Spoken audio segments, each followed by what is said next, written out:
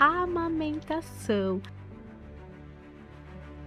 Se precisar, se machucar, se eu não tiver leite, se meu bebê não ganhar peso, eu contrato uma consultora e não é por aí. Se a gente já se prepara antes, se a gente já sabe como que eu coloco esse bebê pra mamar, tá tendo realmente transferência de leite, esse bebê tende a ganhar peso mais fácil, essa mulher tende a não sentir tanta dor, não se machucar, não se lesionar e as coisas fluem. Até que ponto, né, essa questão das pessoas darem palpite nessa amamentação, às vezes a família, às vezes a amiga, Sim. às vezes alguém de fora, às vezes uma vizinha, né? O quanto isso pode ali prejudicar, né, essa mulher aí na hora da amamentação e até da saúde mental dessa mulher, né? Mais um Natcast no ar. Se você já está nos assistindo, já curta esse podcast, já compartilha. Se você ainda não é inscrito aqui no nosso canal, se inscrevam para vocês ficarem aí ligadinhos em todos os nossos conteúdos. E hoje vamos falar sobre um tema muito importante. Hoje vamos falar aqui um pouco sobre amamentação. E para estar falando um pouquinho sobre esse assunto aqui comigo hoje, eu estou com a Alessandra Gomes, ela que é enfermeira, especialista em cuidado materno-infantil, com enfoque na amamentação, consultora de amamentação e laser terapeuta. Ale, gratidão, né, por você estar aqui no Natcast, por a gente falar, né, desse assunto aí que é tão importante. A gente tá trazendo aí para as mulheres, para as que é mamães que estão passando, né, aí pela amamentação, mas também para gestantes, né, que hoje a gente sabe que a amamentação já começa ali, né, desde a gestação. Então, gostaria aí, né, que você se apresentasse para o pessoal de casa, falasse um pouquinho, né, sobre você, sobre o seu trabalho também. Obrigada, Nath. Primeiramente, queria agradecer o convite. É um prazer estar aqui com você hoje. Uma grande oportunidade a gente estar falando sobre esse tema tão importante, tão relevante para as nossas mamães, né? Meu nome é Alessandra Gomes, sou enfermeira há 16 anos. Sou especialista em urgência e emergência, sou especialista em cuidado materno-infantil com enfoque na amamentação. Então, eu sou uma enfermeira especialista nessa área de amamentação. Sou consultora em lactação, né?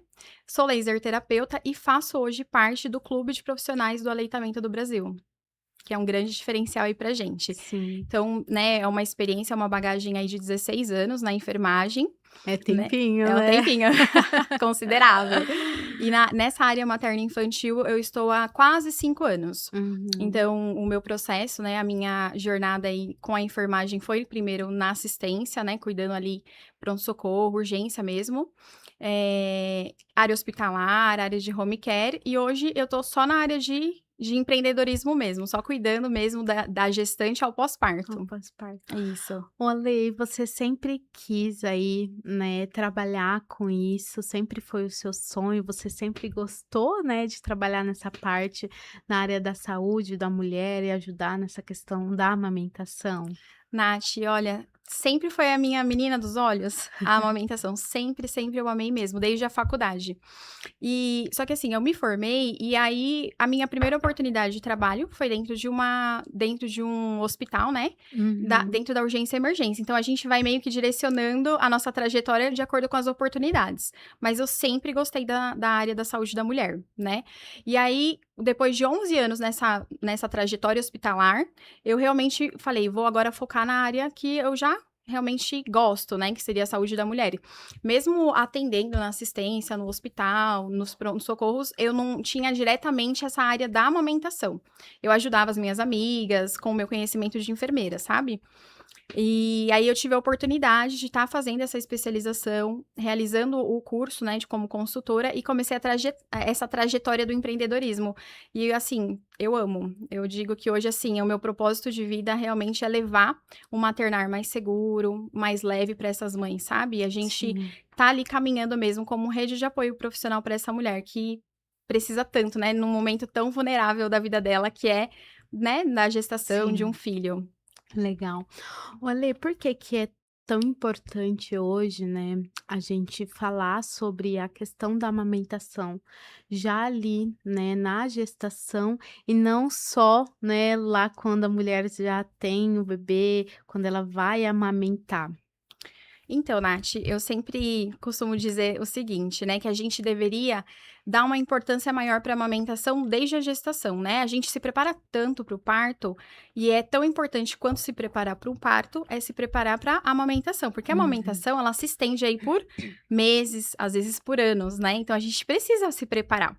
E a amamentação, ela não começa lá na maternidade, no momento que o bebê nasce, ela começa na informação. Então, quando a gente se prepara, a gente tem aquele embasamento teórico mesmo. Imagina Uhum. se a gente estivesse numa autoescola. A gente, antes de começar a dirigir, a gente tem que aprender, né? Então, a gente se prepara lá no teórico, a gente vai e faz a prática para depois, de fato, né, ali dentro da avenida, você começar a dirigir. Isso não quer dizer que não vão ter desafios você dirigindo. A mesma coisa com a amamentação. Quando a gente se prepara antes, né, desde a gestação, a gente tem a oportunidade de trazer para essa mulher mais segurança, sabe? Certo. A gente empodera essa mulher, a gente consegue abordar assuntos que antes, lá no pós-parto, vão ser um pouco mais desafiadores por conta desse cansaço que a mulher já vai estar, né, vivenciando. Então, na gestação, o que que acontece? Ela tem mais disponibilidade, ela tem mais tempo, ela consegue entender que vai ser uma trajetória com alguns desafios, sim, na maioria das vezes, mas ela consegue estar preparada, a gente consegue preparar.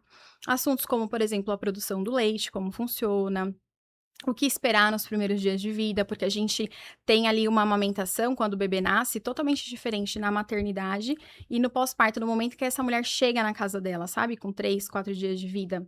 Então, são desafios que quando ela já conhece, ela já sabe o que esperar, ela está mais preparada.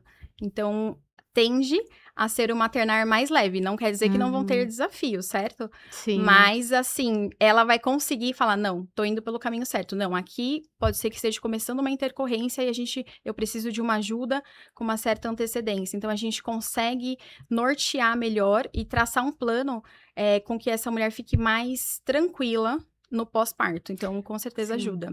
E ela já vai ter um pouco mais de informação, né, de como vai Exato. acontecer esse pós-parto aí, como que vai acontecer a amamentação dela, né. Isso, o que é esperado e o que não é esperado, né, Nath? Uhum. Porque é legal também a gente comentar aqui que não é hoje em dia a gente não se recomenda mais, né, passar bucha na mama durante a gestação para calejar o peito.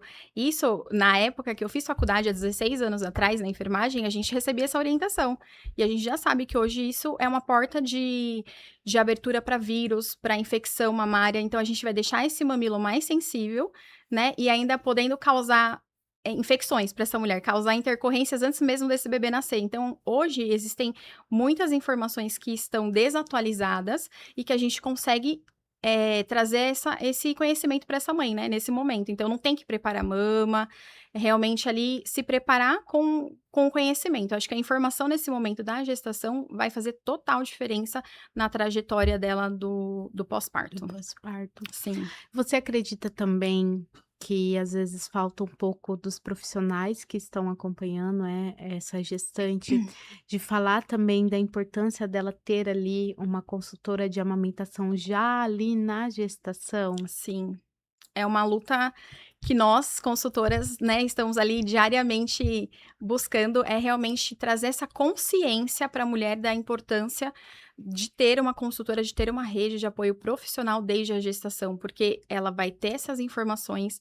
Se ela tiver dúvida no que investir de enxoval de amamentação, ela já tem essa profissional, porque muitas vezes tem alguns investimentos que não são necessários, que muitas vezes a gente, quando chega na consultoria, fala: olha, você não vai usar esse tipo de pomada, você não vai usar esse tipo de bico nesse momento. Então, até para termos de investimento financeiro, ter uma consultora sai muito mais barato, né, do que você depois já com uma intercorrência, porque o que eu percebo é o seguinte, quando eu acompanho essa gestante, a gente tende a não ter tantas intercorrências no pós-parto. E quando ela me chama no pós-parto, geralmente ela já me chama com alguma intercorrência mamária. Então, a gente já tem ali um SOS, já tem uma fissura, uma lesão instalada na mama.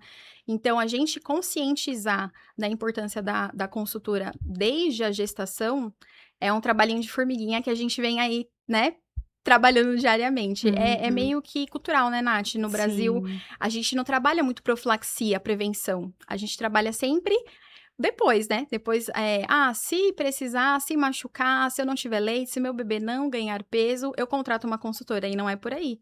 Se a gente já se prepara antes, se a gente já sabe como que eu coloco esse bebê para mamar, tá tendo realmente transferência de leite, esse bebê tende a ganhar peso mais fácil, essa mulher tende a não sentir tanta dor, não se machucar, não se lesionar, e as coisas fluem, sabe? É Sim. realmente trabalhar a profilaxia e a prevenção mesmo.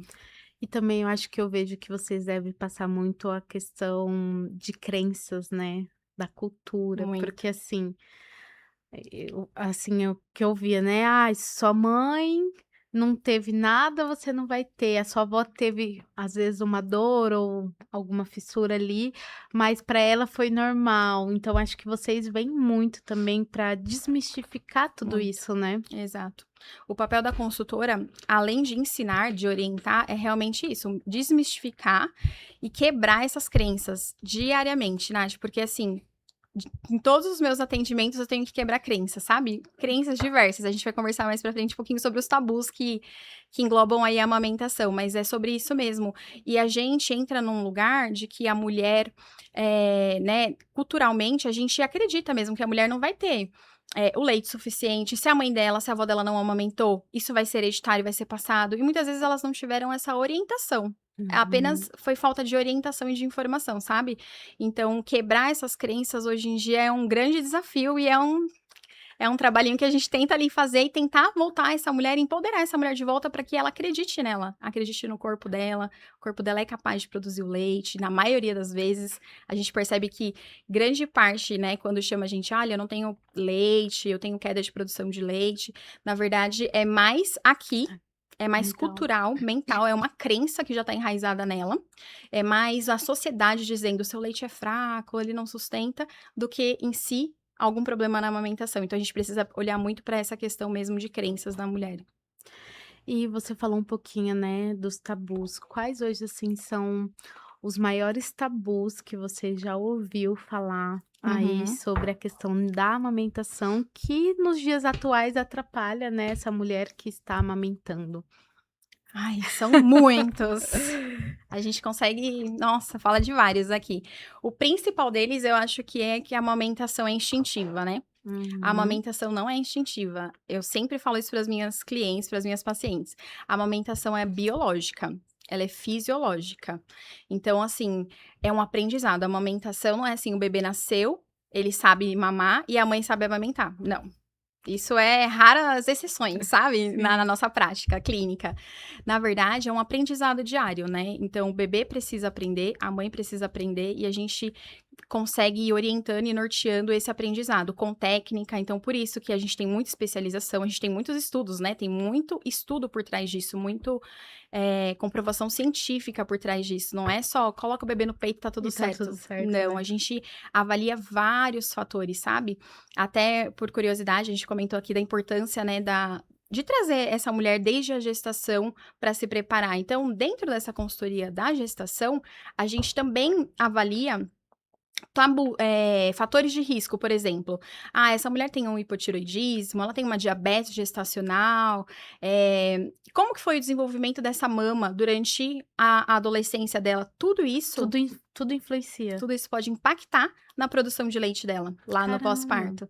Então, esses fatores a gente, como consultora, já consegue levantar e a gente já consegue traçar um plano mais assertivo para que lá no pós-parto a gente veja se precisa ter uma intervenção, por exemplo, como uma coleta de colostro, né, para ensinar essa mulher a manusear essa mama, tirar o colostro e oferecer na maternidade para que não entre uma fórmula, um complemento sem a necessidade. Então, assim, esse tabu mesmo, sabe, que a gente precisa estar quebrando, de que meu leite é fraco, de que amamentar dói. Então, assim, são Sim. N tabus aí que a gente quebra diariamente em relação à amamentação. Todos os dias, Todos né? os dias, é. Todos os Olha, e como que funciona a questão prática, né? Porque, assim, muitas mulheres, elas idealizam ali uma amamentação perfeita. Uhum. E muitas vezes não é assim e a mulher acaba se frustrando. O que que as pessoas não falam, né, sobre esse início ali da amamentação da mulher? O que que não é falado para essa mulher? Ai, meu Deus, eu vou ter que contar? Vai. Nath, eu acho que é muito de contar a verdade, sabe? Não dá pra Uhum. gente romantizar a amamentação, mas também não dá pra gente fazer um terrorismo, porque cada caso é um caso, cada mulher é uma mulher, e assim, cada amamentação vai ser uma experiência diferente. A mulher que amamentou agora, na segunda, na terceira gestação, vai ser diferente, porque a boca do bebê é diferente, é um bebê diferente, é uma fase de vida diferente. Então, eu acho que é isso. A gente realmente mostrar pra ela a realidade. E assim, é cansativo a gente conversar que é uma entrega de fato, é intenso. O bebê não necessariamente vá dormir a noite inteira. Então, quando a gente começa a falar as verdades, contar sobre isso, a mulher se assusta menos no pós, porque a gente romantiza, a gente idealiza uma coisa que não é real.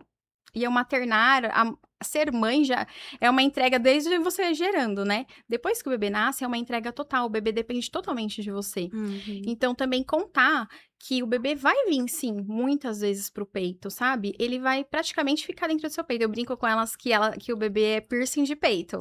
E é, que tem bebê que é telecena, vem de hora em hora, sabe? Beleza, legal. E é sobre isso, porque elas idealizam, assim, uma amamentação de que, assim, ai, o meu bebê vai chorar a cada 3 horas, eu trago ele a cada 3 horas, ele amamenta, ele dorme, e assim, depois de 3 horas. E não quer dizer que o bebê vindo várias vezes para sua mama, ele não esteja mamando de forma efetiva, porque o peito não é só serve só para alimento, né? O peito, ele também é aconchego, ele é segurança, ele é porto seguro. O bebê se autorregula emocionalmente dentro do peito da mãe. Então, ele não sabe que ele nasceu, né? O bebê, até 3 meses de vida, ele tem a esterogestação, que é o desenvolvimento dele fora do útero. É como se fosse uma Uhum. gestação fora do útero. Então, esses 3 primeiros meses são os mais desafiadores, eu sempre falo isso. Então, eu gosto muito de conversar sobre isso, que é esperado, sim, que nessa fase da esterogestação, que são esses 3 primeiros meses de vida, o bebê requeira um pouco mais, né? Solicite um pouco mais da mãe. Então, realmente, vai ter privação de sono, o bebê vai vir toda hora pra mama, vai ter alguns desconfortos, vai vir a dúvida, por mais que ela tenha se preparado lá na gestação, vai vir a dúvida: será que eu tô dando conta? Será que tá sendo suficiente? E sempre tem os palpiteiros, né, de plantões aí pra prejudicar o nosso trabalho e prejudicar um pouquinho mais essa mãe. Mas a gente, tendo tudo isso em mente, quando a gente conta essas verdades pra elas, elas ficam mais em paz. Elas conseguem atravessar esse momento que é desafiador com maior tranquilidade e maior segurança. Sim. Olha, e assim, como lidar, né, com a questão porque às vezes tem mulheres, né, mães, que não querem amamentar, Uhum. né, Sim, e às vezes sofre essa pressão sim. familiar É, e também da sociedade, né, "Como assim?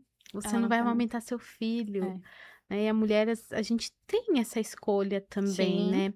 Você já pegou algum caso, assim, como que é todo esse processo, processo. né? É um processo delicado, Nath, porque muitas vezes elas, por essa pressão mesmo familiar e social, ela se sente na obrigação, principalmente quando ela vê o bebê ali dependendo totalmente dela. Só que existem outras formas da gente alimentar o nosso bebê, da gente acalentar o nosso bebê também, que não seja no peito, que não seja, Uhum. né, amamentando.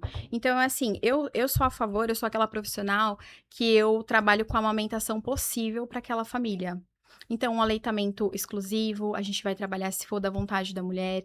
Se for um aleitamento misto junto com a fórmula, a gente vai trabalhar o que for possível e o que vai agradar aquela família, principalmente Uhum. aquela duplinha, que é a mãe e o bebê, principalmente isso. Só que sim, existem alguns casos em que a gente chega lá na residência e que a mulher não quer, e ela só conta pra gente, naquele momento de intimidade, ela fala: "Mas eu não quero, mas eu tô tendo a pressão da minha sogra, E às da vezes minha a família mãe", nem sabe que ela nem tomou sabe. ali essa decisão. Nem sabe. E aí é difícil, porque a gente tem que acolher, porque ao mesmo tempo que ela se abre com a gente, ela tá se sentindo culpada, porque ela não quer, só que ela não teve coragem de compartilhar essa decisão com a família dela, sabe.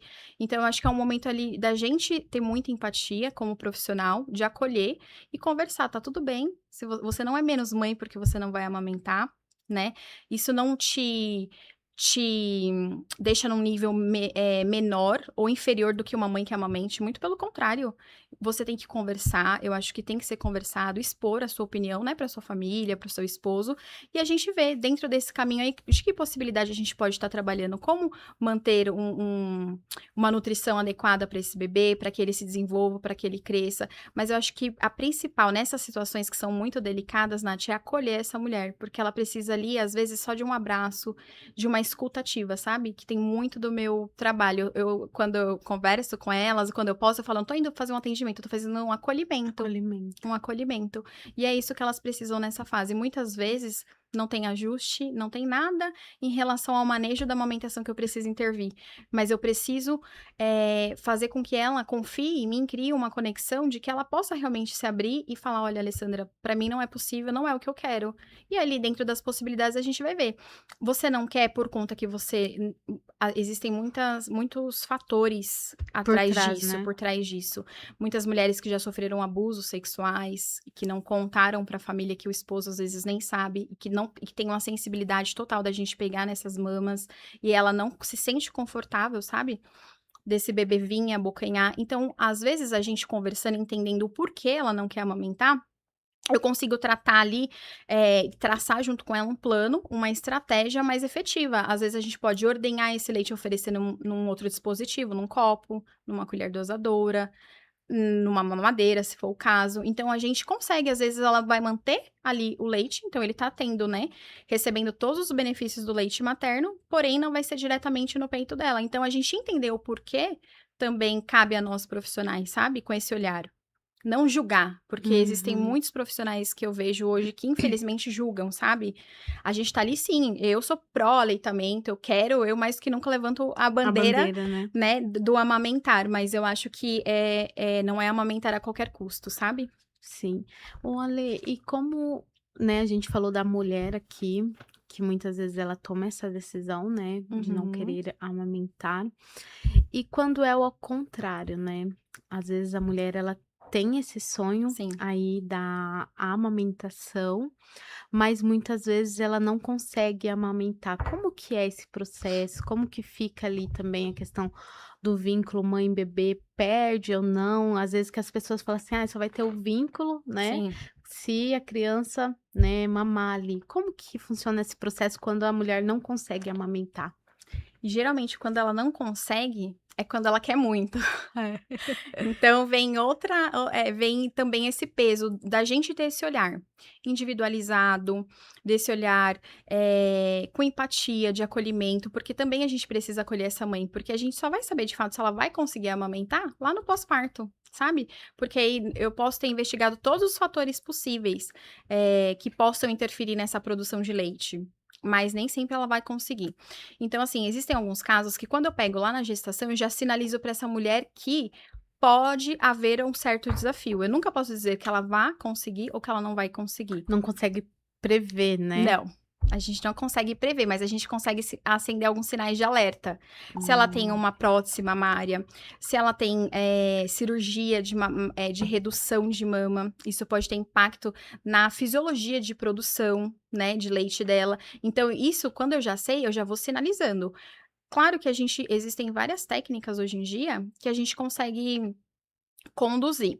Por exemplo, eu posso, propor para essa mulher um aleitamento misto dentro de uma relactação. Você já ouviu falar que é uma relactação? Não. Relactação é a gente amamentar o bebê, ou com complemento, ou com a fórmula, ou com o próprio leite dele, através de uma sonda que vai na mama. A gente coloca uma sondinha e vai ofertando aquele complemento. Ao mesmo tempo que o bebê tá recebendo o complemento, o alimento dele, ele tá estimulando aquela mama. Quanto mais estímulo na mama, mais produção tem.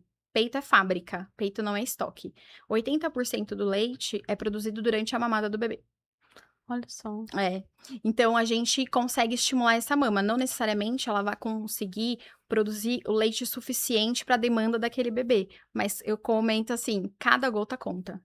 Cada gota vale ouro. Então, o leite materno não é à toa que ele é considerado o padrão ouro, né, alimentar. Então, eu acho que assim, mesmo que seja um aleitamento exclusivo, que ela não consiga de fato alguma gotinha ali, geralmente a gente consegue produzir ou a gente consegue estimular. Eu entro com protocolo de bomba para aumento de produção, então cada caso é um caso. Às vezes eu só vou fazer um manejo na casa da mãe. Às vezes eu preciso entrar com uma intervenção para realmente aumentar aquela A produção de produção. leite, exatamente. Então, é acolher aquela mãe e mostrar, dentro da sua realidade, a gente consegue dessa maneira. E vai ser tão efetivo, tão importante quanto o seu bebê estaria exclusivo. Então, mostrar e falar para ela que, olha, dentro do que você pode, você tá fazendo o seu máximo. E a gente sempre, eu sempre falo assim, né, que a gente erra, não querendo errar. A gente é mãe, eu sou mãe de 2. E a gente erra, gente, a gente vai errar. Só que a gente não erra por querer, né? Então, assim, eu falo, gente, a gente tá tendo a possibilidade, a gente vai buscar ajuda, fortalece essa mulher, sabe? Mesmo que ela não consiga dar continuidade, né, por 6 meses, 2 anos, 1 ano, mas o que ela conseguir vai fazer diferença na vida de agora, né, a curto e a longo prazo para essa criança. Eu acho que muito tem essa questão, acho que principalmente da mãe, né, que quer ali muito amamentar e às vezes ela não consegue, né, do jeito que ela esperava. Eu acho que vem muita questão, o sentimento da culpa, de Sim. se culpar o tempo todo, ah, porque e daí começa as comparações, né. Sim, exato. Um ponto que a gente tem que conversar com essa mãe é não comparar com o filho do vizinho, com o filho da tia, com o irmão, porque a gente, né, tendo 2 filhos, eu vejo a diferença, totalmente diferença entre um e outro, do desenvolvimento, de amamentação e tudo mais. E nasce uma mãe, nasce uma culpa, de fato. Não é brincadeira. Mas a gente realmente acolher isso e mostrar pra ela que não é bem por aí, que ela tá fazendo, né, fortalecer mesmo. Eu acho que é essa questão de fortalecer o emocional dessa mulher e blindar ela de não é de rede de apoio, mas de rede de agouro, porque existem muita Uhum. rede de agouro mesmo, de pessoas que vão ali para enfraquecer aquela mulher, de realmente mostrar para ela assim: "Olha, você não é capaz". A gente sente, a gente, socialmente, né, assim, a sociedade já impõe que a gente não vai conseguir dar conta, né, a gente tem muitas demandas. E aí a mulher já entra nessa fase da amamentação, achando que não vai dar conta de produzir, que não vai dar conta, que o leite dela vai ser fraco, que não vai ser suficiente, e aí vem a culpa porque o bebê não tá engordando, e às vezes não é por conta do leite, às vezes é um posicionamento que tá errado, uma pé que tá errada, às vezes o bebê tem freio lingual e ele não consegue, pela anatomia da boquinha dele, extrair esse leite, então ele não tá ganhando peso por conta disso, não tem nada a ver com a mãe, mas ela vai se sentir culpada, porque como assim? Eu que tenho que amamentar. Só que existem N fatores que a gente avalia dentro de uma consultoria, sabe? A gente avalia o bebê, a gente avalia o posicionamento, o manejo, né, posicionamento, pega, tá tendo transferência, essa mulher realmente tem produção de leite, tem alguma intervenção nessa mama, como foi? Então tudo é como se fosse um quebra-cabeça que a gente vai Uhum. encaixando, só que nem sempre o fator mãe é o que leva a ela não conseguir de fato estar produzindo leite ou o bebê dela não ganhar peso, sabe? Às vezes pode ser o fator bebê, e a gente também tem que investigar o bebê, encaminhar ele para um osteopata, para fazer alguma liberação de tensão. Tem bebezinhos que nascem com torcicolo congênito, dependendo da posição que ele fica dentro do útero, na gestação, ele nasce como se fosse um torcicolo nosso mesmo, com essa tensão. E essa tensão faz com que ele tenha preferência de lado, sabe? E Uhum. aí ele não consegue extrair o leite, porque a língua, ela faz como se fosse um trabalho em caixa, sabe? Ela vai para baixo, para frente, para cima e para trás. Então, às vezes, essa tensão não faz com que ele Faz consiga amamentar. amamentar. Então, tudo isso interfere. Então, às vezes a mãe tá se sentindo culpada e, na verdade, não, Nem é, nem é né. culpa dela. E, na verdade, nunca é culpa dela. Por mais que, às vezes, tenha uma questão dela, questão hormonal, questão. Não é culpa dela porque ela não quer. Muitas vezes ela tá impossibilitada diante de alguma situação, né? Sim.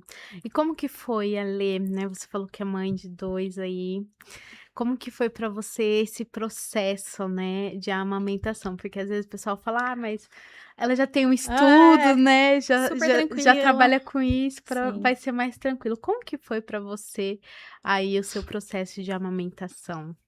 Olha, Nath, sempre pra mim, amamentar era uma questão primordial, eu queria muito, eu era aquela mãe que queria muito amamentar. O meu filho, o Henrico, ele tem 8 anos e a Isabela tem 3 anos. Ambos eu amamentei por 2 anos e 1 mês. Então foi uma amamentação que eu consegui, que a minha meta era até 2 anos, né, de ambos. Mas não foi tranquilinho não, tá, não foi mamão com açúcar não, porque eu sou enfermeira, porque eu sou consultora, muito pelo contrário, foi bem Uhum. desafiador. Eu tive muito, uma pojadura, que é a descida do leite, muito severa. Então, eu tive as intercorrências mamárias. Na época do Henrico, eu ainda não era consultora, então eu tinha o meu conhecimento como enfermeira, mas a minha persistência eu queria muito, então eu consegui. Mas assim, eu chorava, tá? Pra amamentar. E amamentar não deve doer, mulheres. Não deve doer. Se tá doendo, tem alguma coisa de errado. Alguma coisa de errado tinha, mas eu persisti. E da Isabela também. Da Isabela, eu já era consultora, mas a gente entra num lugar de mãe, de vulnerabilidade, dessa Sim, questão, né, emocional, essa questão, hormonal mesmo. Então, eu contratei, eu sabia exatamente, eu falava pra mim mesma: "O posicionamento tá certo, pega tá certo", fazia o laser, só que eu percebia que ainda assim tinha alguma coisa ali que não estava encaixando com a Isabela, estava ainda sentindo algum desconforto, sabe.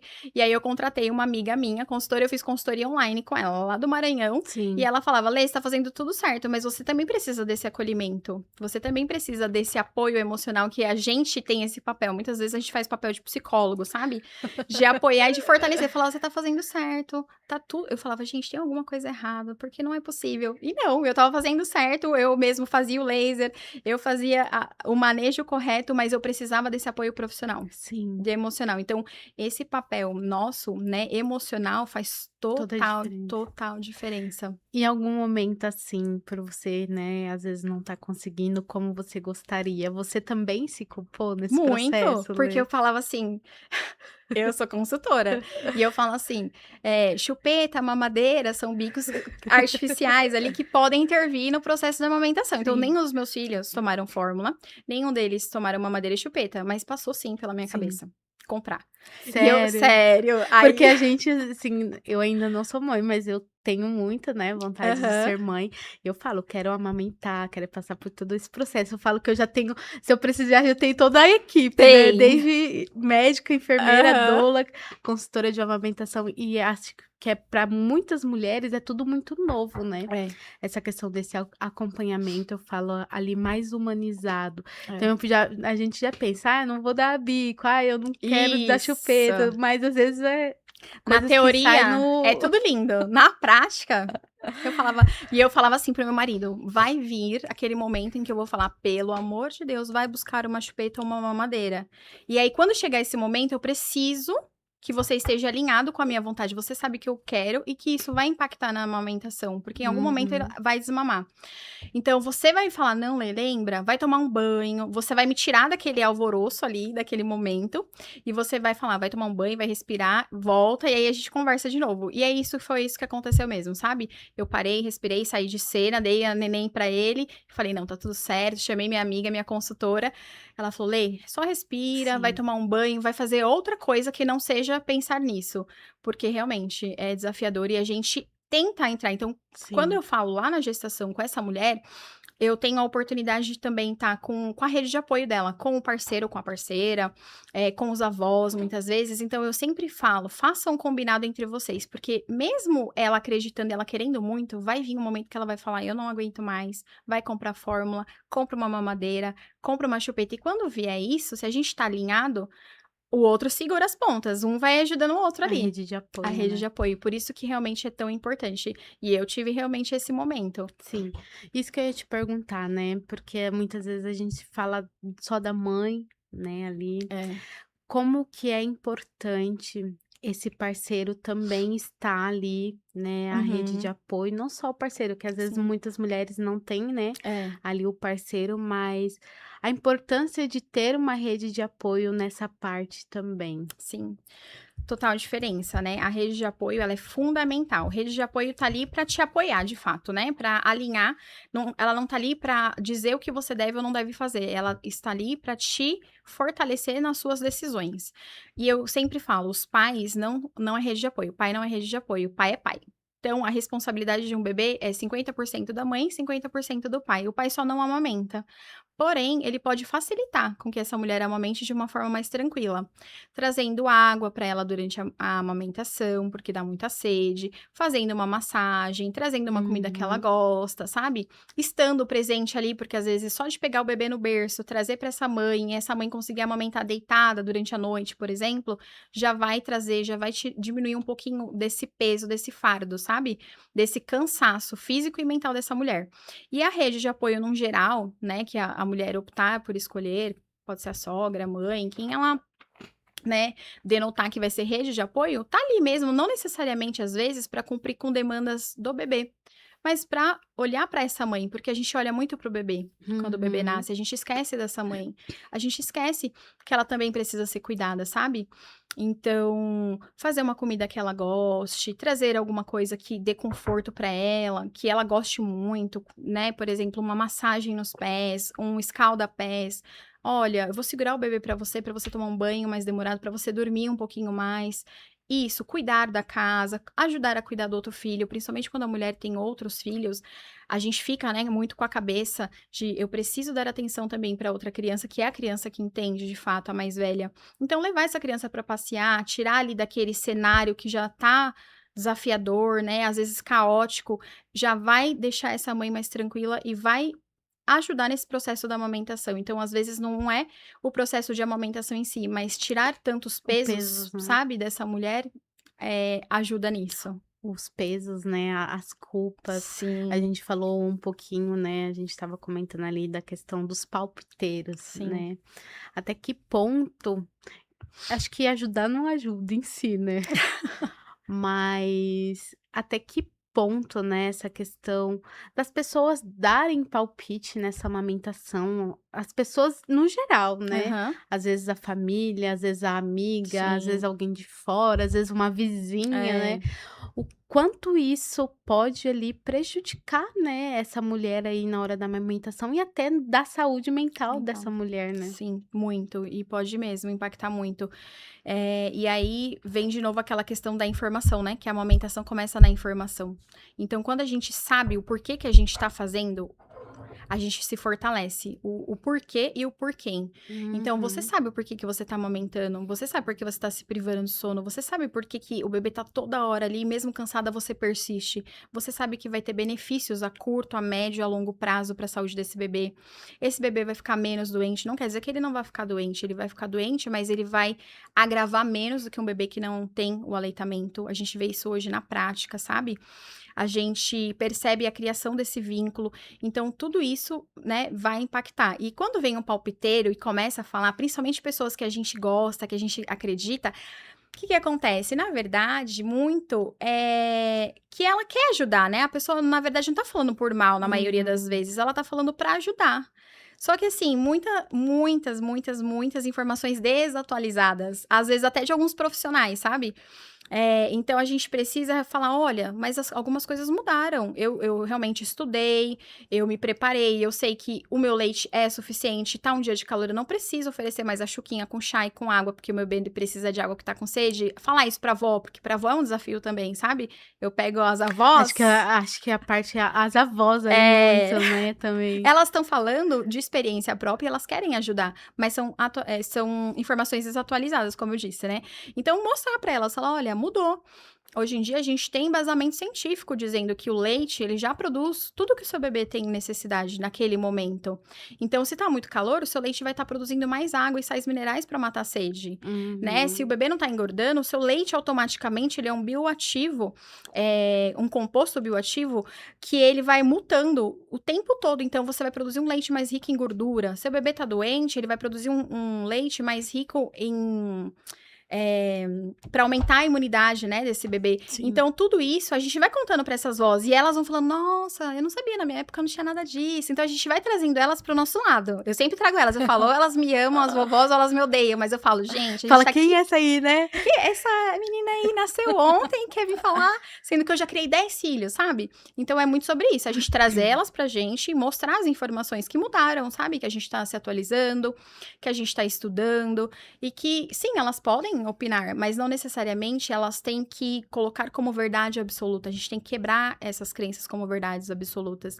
E elas mesmo ficam surpresas: "Nossa, eu não sabia, se na minha época eu soubesse disso, talvez eu teria conseguido amamentar mais, talvez eu não precisasse daquele mingauzinho", que hoje a gente já não indica antes, né, dos 6 meses da introdução alimentar, que a gente coloca esse bebê em risco. Então a gente vai mostrando para ela, né, Sim. com conhecimento técnico, que não é que ela esteja errada, não é que ela esteja falando por mal, não, a gente valida, né, as avós principalmente, essas pessoas que estão falando, mas não necessariamente a gente tenha que acatar a isso. E quando a mulher sabe disso, ela consegue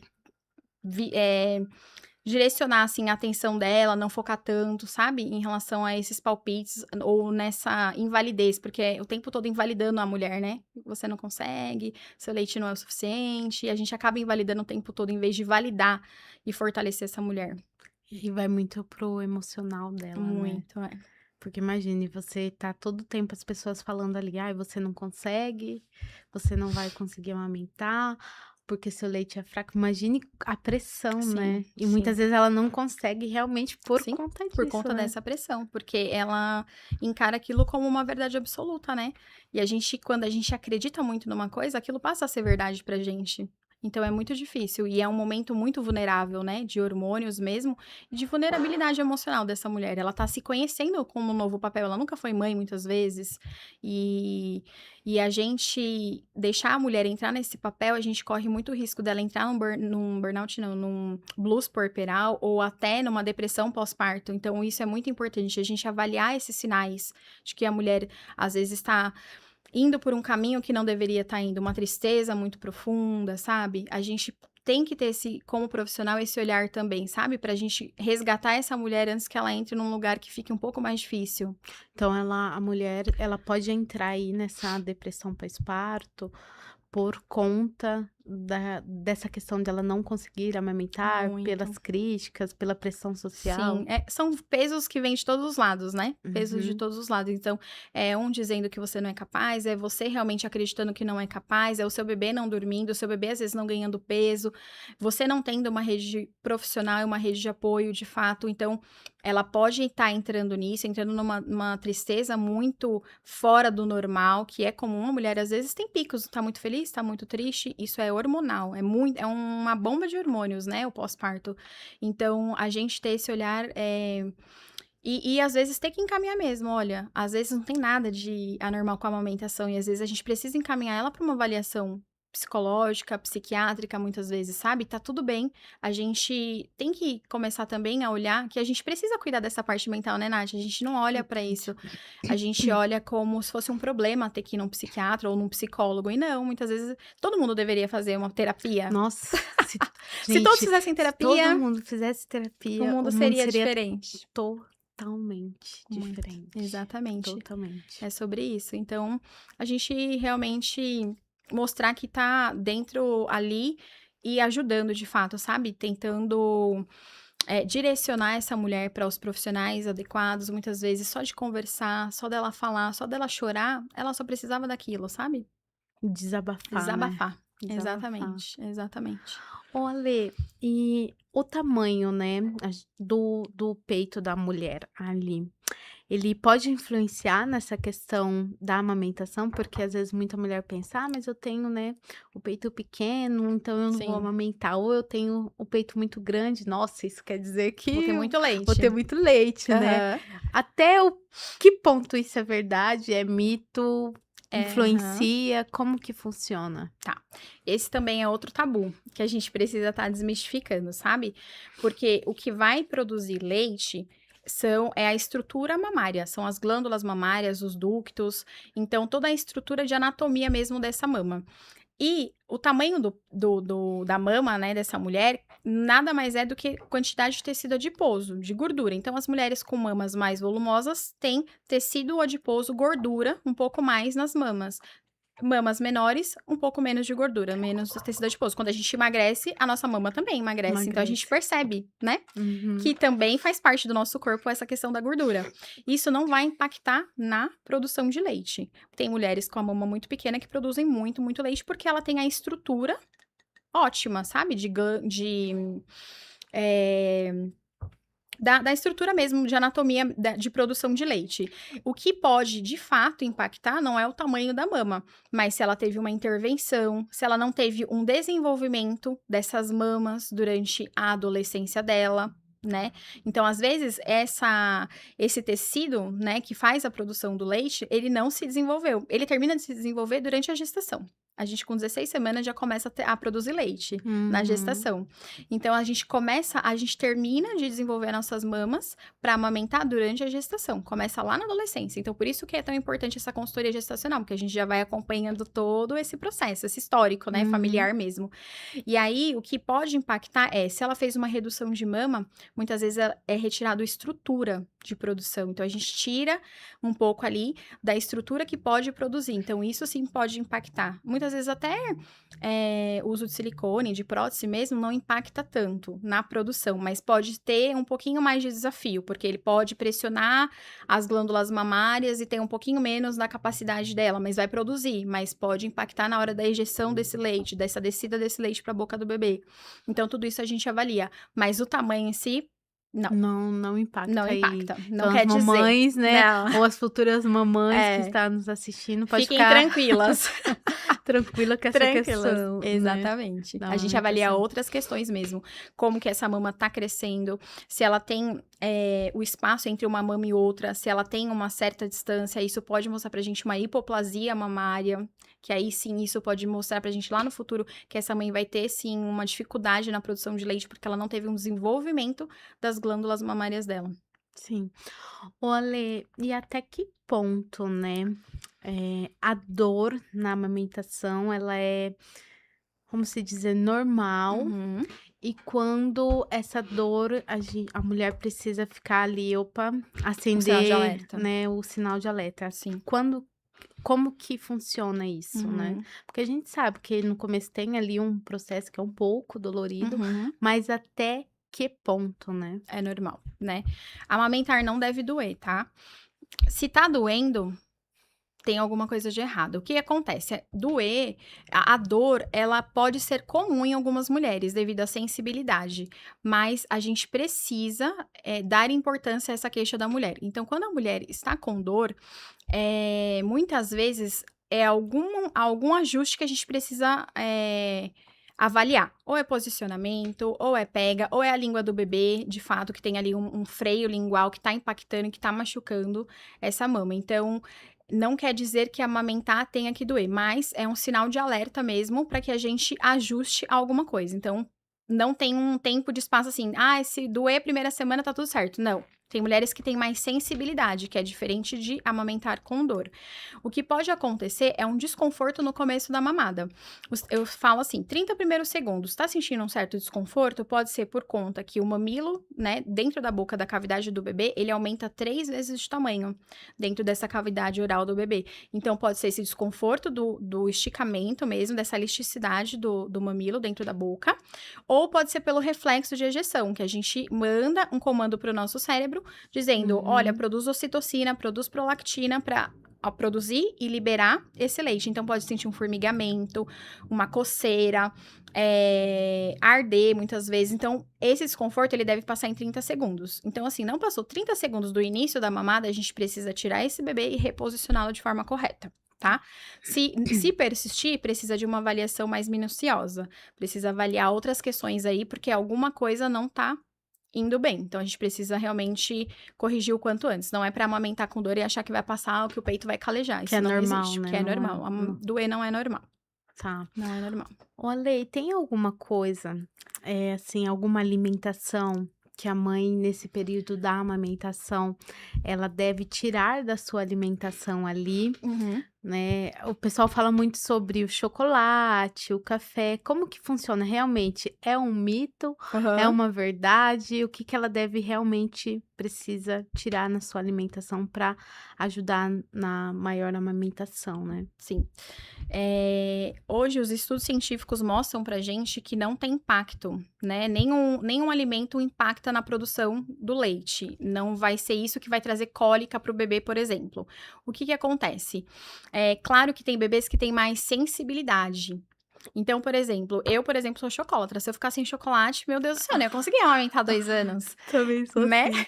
Então, assim, claro que você não vai comer uma barra, né, Nath? Você não vai tomar muito café, você vai tomar um gole de café. Você não precisa restringir a alimentação dessa mulher. Porém, a gente vai observar o nosso bebê. Eu comi um pedacinho de chocolate e o bebê ficou mais agitado, ele teve mais cólica, ele ficou fora do padrão de normalidade dele. Então, eu vou reduzir. Ai, a canjica vai aumentar o leite? Ontem mesmo eu atendi uma mãe que ela falou: "Ah, a canjica tá ali". Eu falei: "Você gosta de canjica?" Ela falou: "Amo". Eu falei: "Então vai realmente aumentar a sua produção de leite, porque aumenta a sua ocitocina, que é o hormônio do prazer, o hormônio que vai ejetar aquele leite". Então, tem que fazer sentido para cada mulher, não necessariamente a canjica, um alimento específico que vai impactar nessa produção. O que acontece é, se você sente prazer, se você tá tranquila, você libera mais hormônio do prazer, que é a ocitocina, vai ter mais liberação de leite para a boca desse bebê. Então, tudo é avaliado individualmente. Não tem, nos estudos dizendo que tem impacto em produção ou impacto na cólica. Mas sim, Uhum. tem bebês que têm mais sensibilidade, então a gente precisa observar. Tem bebês que têm a PLV, né, que é uma infecção ali do próprio leite, uma inflamação do próprio leite. Então, a mãe, às vezes, precisa retirar da amamentação dela, lácteos e derivados. Então, são algumas condições mais específicas que a gente precisa abordar junto com o pediatra e nesse acompanhamento, sabe? Mas, assim, se ela come uma coisa que dá muito prazer, pra mim, comer canjica não dá prazer nenhum. Então, meu leite não vai mudar em nada, mas comer um chocolate já muda. Então, às vezes, vale a pena você comer uma coisa que você gosta e você vai ter esse impacto positivo porque você tá bem. O bem-estar da mãe impacta nessa Influencia produção. também essa Essa essa questão. questão influencia ali se a mãe não está bem, vai influenciar na Exatamente, na amamentação, né. amamentação, exatamente. Tem todo esse impacto. Então, o bem-estar da mãe em primeiro lugar, ela precisa estar bem, para que ela consiga cuidar bem e para que ela consiga produzir esse leite. Sim. O Ale, e existe, assim, alguns sinais que o bebê pode demonstrar que ele tá tendo uma boa amamentação ali, que ele tá Uhum. sendo bem nutrido? Sim. Os sinais principais de uma mamada efetiva o bebê geralmente ele entra agitado pra mama, ele entra nervoso e ele geralmente entra com a mão cerrada. Conforme vai fluindo a amamentação que ele vai mamando, a mãozinha dele tende a abrir. A gente fala que o bebê ficou bêbado de tetê. A gente Uhum. faz assim, a mãozinha dele cai, ele tá relaxado, ele se acalmou, sabe? Então teve realmente ali uma boa extração, uma boa transferência de leite daquela mama para aquele bebê. Eh, Como que a gente vê parâmetros de mamada? Peso do bebê, o bebê tá ganhando peso, então tá tendo realmente, uma boa mamada, né. E ele tá fazendo xixi, ele tá fazendo cocô, as eliminações são muito importantes. Por quê? Só faz xixi e cocô quem come, no caso o bebê mama. Então só vai ter eliminações se o bebê estiver realmente de fato fazendo essa extração efetiva. Então parâmetros pra gente de que tá tendo boas mamadas o bebê tá agitado, ele fica mais calmo, tá tendo xixi, tá tendo cocô dentro, né, a gente conversa com essa mãe dentro dos dias, quantas fraldas eu espero de xixi, quantas fraldas de cocô eu espero, que cor esse cocô tem que estar, tudo isso vai mostrando pra mim que tá tendo transferência de leite. Então é um fator que acalma a gente, que a gente garante que o bebê realmente tá recebendo aquele leite. O bebê tá ganhando peso, mas eu sempre falo, deixa essa parte pro pediatra, não fica na neurose de ficar toda hora Uhum. pesando, sabe? Então a gente deixa essa parte para outro profissional. Claro que eu, como consultora, também vou acompanhando de perto isso e a linha, né, de crescimento ali desse de desenvolvimento desse bebê. Mas para os pais eu tento tirar esse peso. E também a gente percebe que a mama entra mais cheia durante a mamada, no começo da mamada, e ela sai mais murcha, ela sai, né, mais maleável. Então é uma percepção do corpo da mulher. Isso é muito de um aprendizado. A mulher vai aprendendo, não vai ser logo de cara que ela vai perceber. Ela vai falar, ai, não senti diferença nenhuma.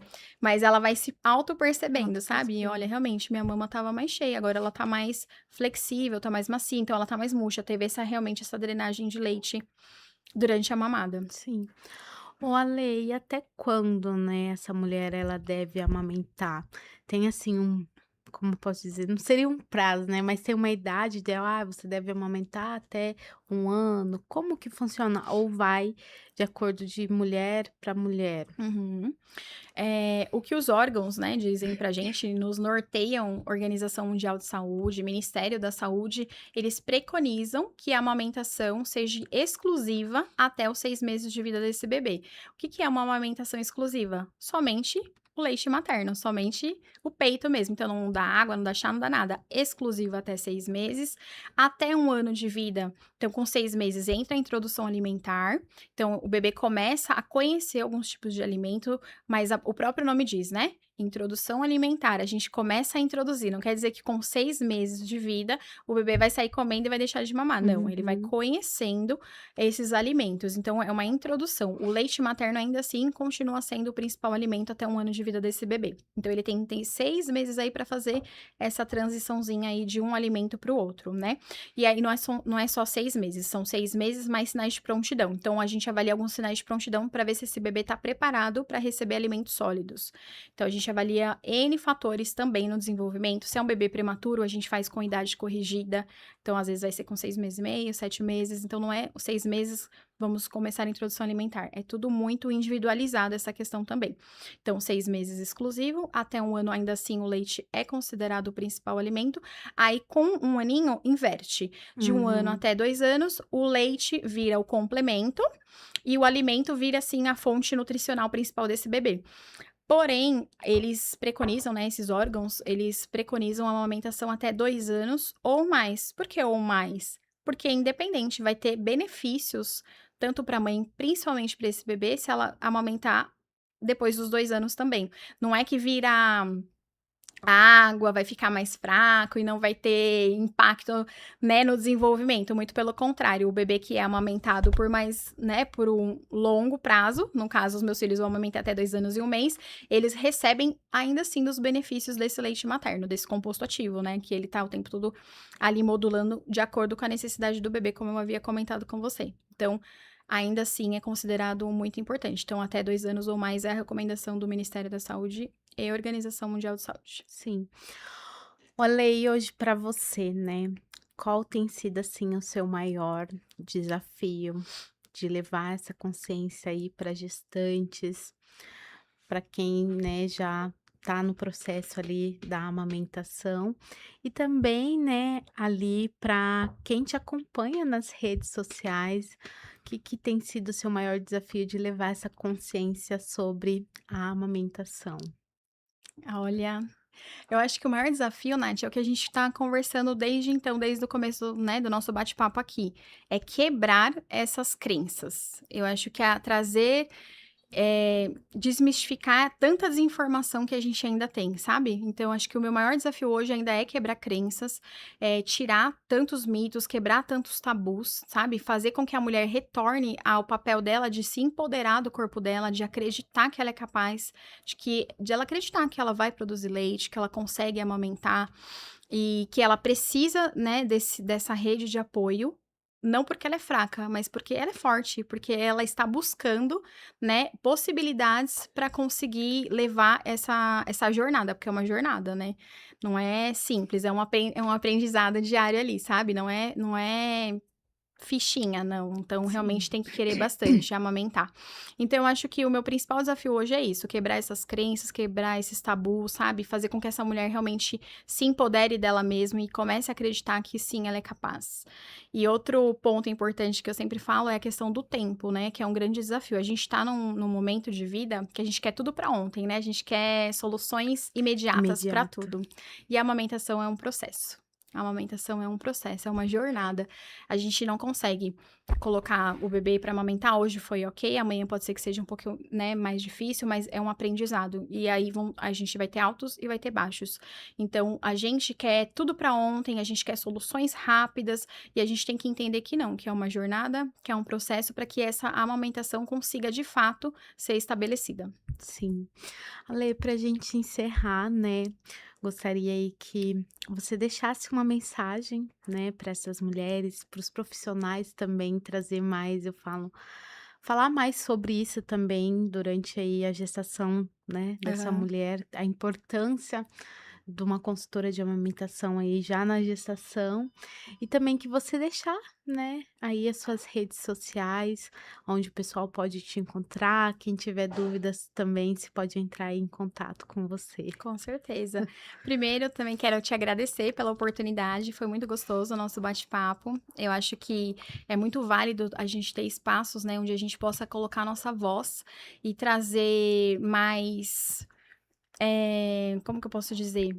Mais segurança para essas mulheres. Então, assim, minha principal mensagem é amamentem, é muito bom, vai fazer uma diferença na vida do seu bebê, na vida, né, na sua vida, na vida do seu bebê, mas tenham essa rede de apoio, não Sim. se sintam sozinhas, não é vergonha, sabe. Eu acho que a gente tem que ter rede de apoio profissional, a gente tem que ter uma rede de apoio de fato, que a gente selecione quem a gente quer naquele momento ali com a gente, no nosso puerpério.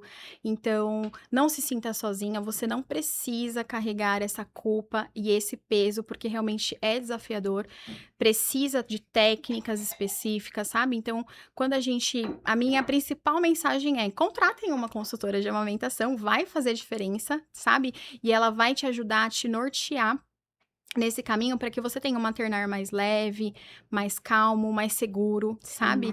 E facilitar mesmo, porque eu acho que a gente precisa de leveza, né, nos dias de Ai. hoje. É isso que a gente tá Ah, precisando. é muita Muita, leveza. é isso. E as minhas redes sociais, né, então, Alessandra Gomes, o meu Instagram é @enf, de enfermeira, .alessandra.gomes. Ale, quero te agradecer, né, por você estar aqui no podcast, por a gente falar, né, sobre esse tema aí, amamentação, trazer uma amamentação aí, né, mais saudável, sem tudo isso, o tabu, né, a pressão social que hoje a gente vê que tem aí na gestação, no pós-parto, na amamentação. Então eu falo que é desmistificar, né, Sim. tudo isso, toda essa questão da pressão social aí. Então eu quero te agradecer, né, Obrigada, por Nath. estar aqui, por falar um pouquinho sobre isso, falar um pouquinho da sua história também, porque eu acho que muitas vezes a pessoa fala assim: "Ah, mas só porque ela é consultora de amamentação, ela já sabe de tudo, ela não vai passar por todo o processo", e a Sim. gente sabe que é de cada mulher, né, Somos do humanas, né. ser humano, então a Isso. gente não tá, escasso, né, Não. de não acontecer com a Exato. gente, Isso não né. quer dizer que não vá. É igual eu falo, o médico não precisa de médico? É a É, mesma coisa, a gente tem que tirar isso também da nossa cabeça, né, que a gente não precisa de ajuda. A mensagem principal foi essa: buscar ajuda, buscar rede de apoio. E não quer dizer que eu, como consultora, não precisei, uhum, né. Então eu não tenho vergonha nenhuma em falar que eu precisei sim, também de ter esse apoio emocional, né, de ter esse apoio profissional. Isso sim, não me deixa mais frágil ou menos mãe, muito pelo contrário, isso se fortaleceu para que eu fortaleceu. conseguisse, de fato, chegar ali na amamentação, né, que eu queria a meta dos 2 anos com os meus filhos. Eu tive que falar: "Chega". E o seu processo também, eu falo, o que você passou ali, isso te deu experiência e te ajuda Muito. mais com a questão de você ajudar aí, Outras né, mães, né. outras mães nesse Sim, processo. com Então foi uma experiência, né. sim, com certeza, porque a gente tendo conhecimento técnico, Sim. né, ali da prática, quando você vai para o papel de mãe, você consegue entender aquela mãe de fato, os medos Uhum. dela, as inseguranças, né, o que de fato tá se passando ali por trás, né, Sim, daquela situação que a gente tá acompanhando. Então eu acho que, sendo mãe, eu consigo auxiliar elas de outras formas, mesmo sim, sendo enfermeira, nos cuidados. Hoje em dia também eu faço, né, esse trabalho de cuidados com o bebê, de primeiros socorros. Então eu acho que tudo isso leva à questão disso, sim. né, do maternar mais leve. Então, a minha experiência como mãe, eu falo: "Ó, gente, na teoria é isso, mas como mãe, faça isso". Então Sim, eu consigo, né, mostrar esse jogo de cintura entre a base científica e a sim. parte realmente ali, A realidade e realidade expectativa, é. mais ou menos isso. Então eu quero te agradecer, Obrigada, Eli, Nath. pela participação, né. Muito obrigada, eu que agradeço, foi uma honra, um prazer. E se você chegou até o final deste episódio e ainda não curtiu, deixe aqui, né, a sua curtida, deixe também o seu comentário, o que vocês acharam do podcast de hoje. Se você ainda não compartilhou esse conteúdo, esse episódio de hoje, compartilha. Se você ainda não é inscrito aqui no nosso canal, se inscrevam e eu espero vocês no próximo Natcast.